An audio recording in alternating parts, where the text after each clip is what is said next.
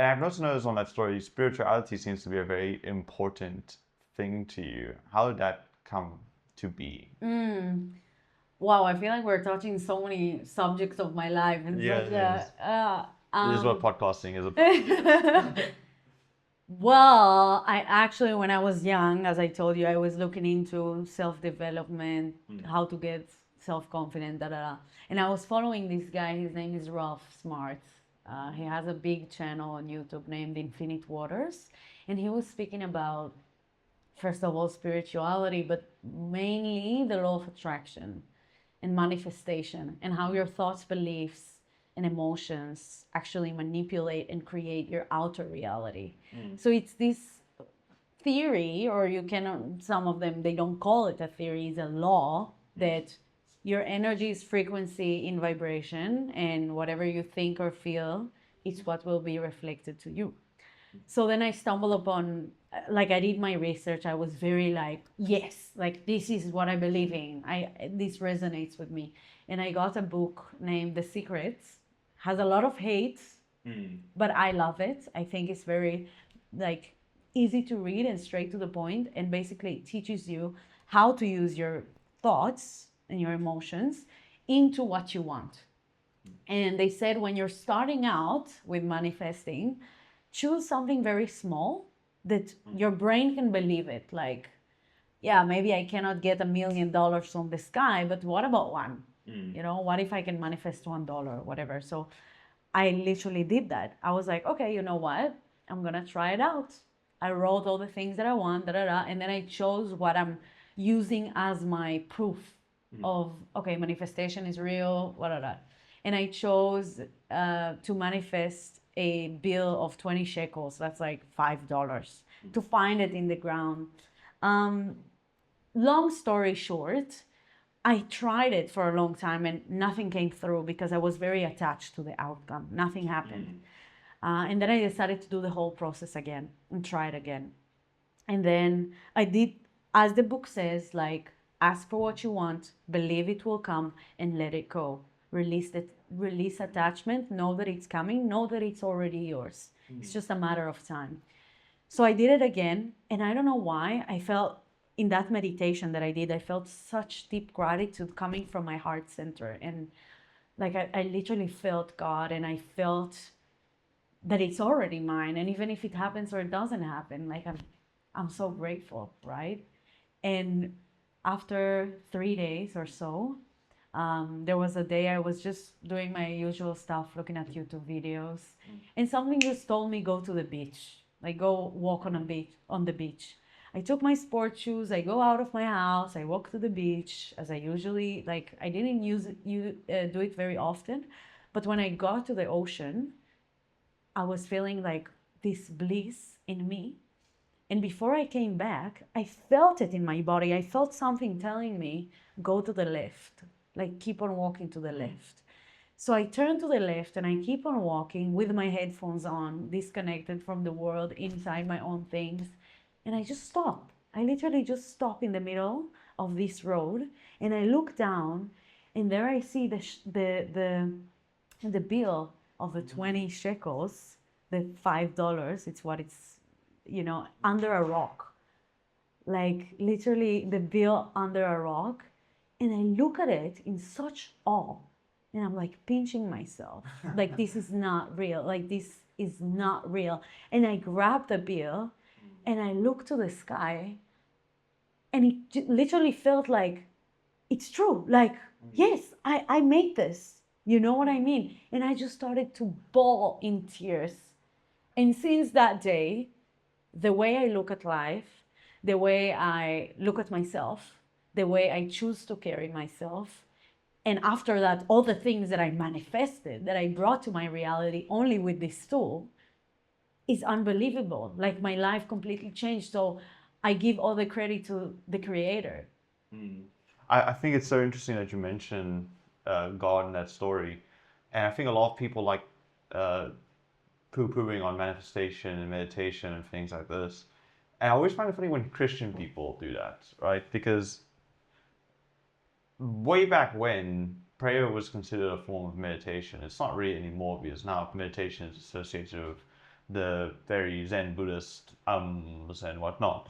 But prayer is considered a form of meditation. And there's also the famous, well, I guess not famous, but very popular line in James where he speaks about pray for what you want and say it out loud and say it with your heart, because if you don't say it, you won't receive it.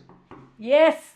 And I think that's a lot of what meditation is, or meditation, prayer, whatever you want to call it. It's just you asking for what you want because you want it and believing that will happen.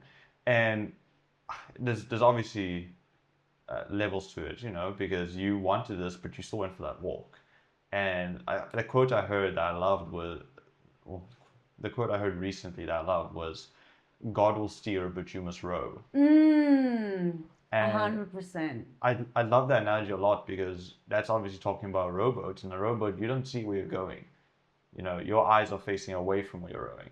You just have to trust that the guy at the rudder is directing you correctly. And that's life. You don't know where God's going to take you. You don't know what's going to happen. But you just have to keep on rowing. And you have to keep on going for what you want. So, two things I have to say. First of all, if anyone is listening to these words that I'm about to say right now, have them deep in your soul and in your brain and in your heart. Whatever you want, God wants for you. Whatever you want, God wants for you, because if God didn't want it for you, you wouldn't want it. And a lot of people struggle to believe that. They think that something that they want is a sin, or it's not good, or it's not good to ask. But God wants for you abundance. God wants for you blessings. God wants for you to be happy. Yes. Yes. And live the life that you desire. So I want to push back on that a little bit, because I agree, but not wholeheartedly on that. I've been thinking about this a lot lately, mainly because I've been tripped up by the idea of consciousness.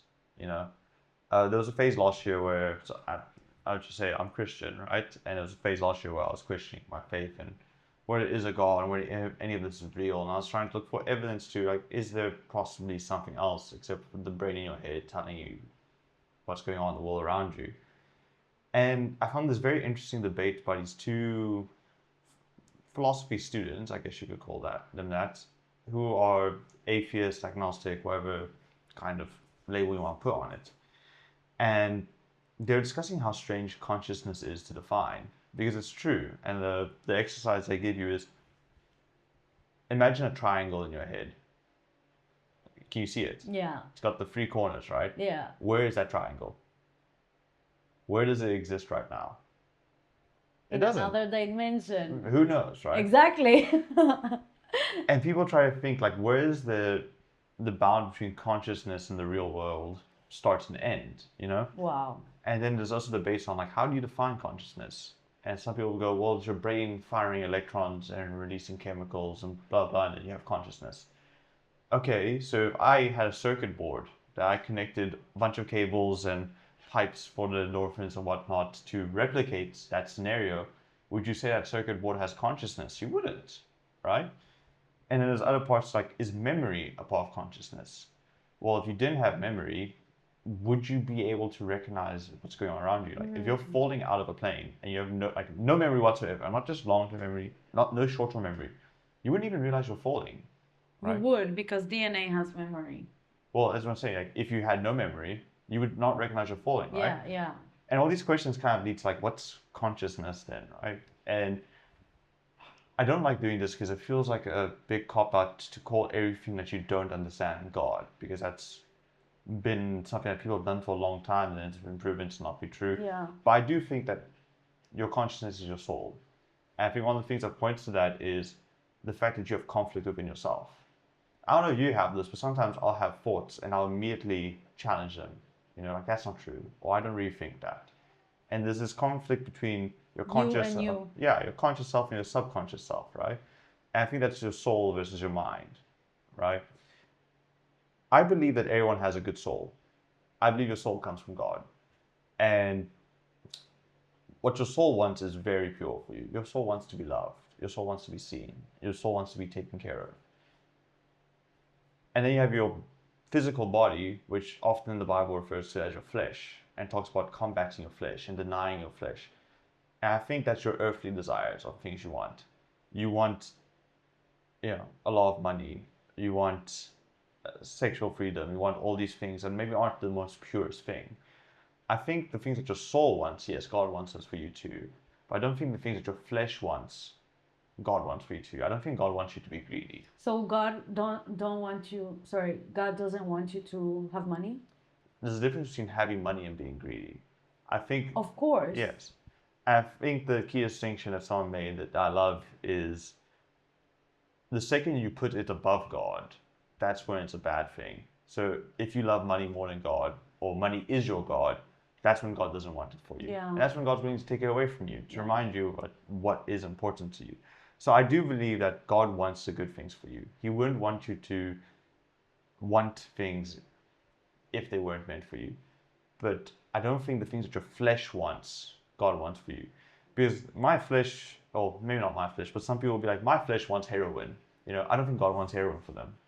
So I draw a line on know what's for you from God and what's for you from your No, flesh. 100. I love that you're saying that because yes, a lot of people can misunderstand what this means. And then there's another question that comes. So wait, how do I know what my soul wants, right? How do I know what's good for me and what's bad for me? My recommendation for that would be to take as much care, proper care of your flesh, of your health, of your hydration, of your mind, of your time of sleep. See what you're consuming is so important. What you are consuming, you are becoming. And when I'm saying this, it's not only the Coca-Cola and the McDonald's that you had. It's also what are you consuming online? What are you watching on Instagram? How many hours on Instagram are you today? Yeah. You know what I mean? All these things will affect your capacity to channel, if I can use that word, channel what God wants for you.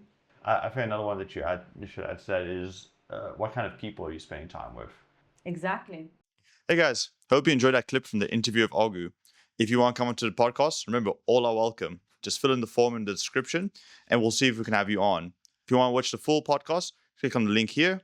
If you want to watch anything else from the channel, click on the link here. Thanks for watching, guys.